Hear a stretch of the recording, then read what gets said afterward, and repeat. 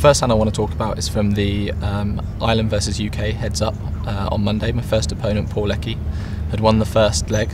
I kind of felt like I'd been run over a little bit. We hadn't really got to showdown too much, and maybe I was believing him a little bit too often. So I started out the second game with the notion I wanted to get to showdown a little bit more, play smaller pots. And so we're just into the second level of 100, 200, and we have about 15,000 each in chips. I open Queen Jack off from the small blind to 500, and he defends the big blind, which he had been doing really regularly with a wide range of hands. So I don't really have any bigger notion about what he has now, except he probably doesn't have aces and kings. The flop comes down King 7-8, 2 spades. I elect to c-bet 600, and he calls. He'd been defending his on the flop quite wide, so at this point he could have any kind of gut shot, maybe ace high or any pair of the board. I think he would elect to raise if he had a really strong hand at this point.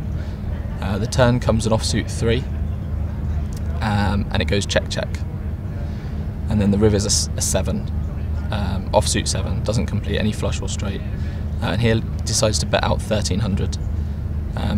As I said before, I think he'd raise his really strong hands on the flop, and on the river I think he'd try and check down his ace high.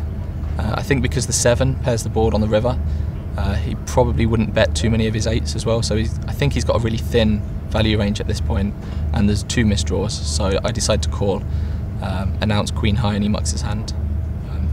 In the context of the game, I really like how I played the hand, and having looked back on it, I'm really happy with it, but it did give me obviously an indication that he was a lot lighter in spots than I thought he may have been, and I certainly gave him a bit less credit from then on, and it was a pretty key point for me in the match.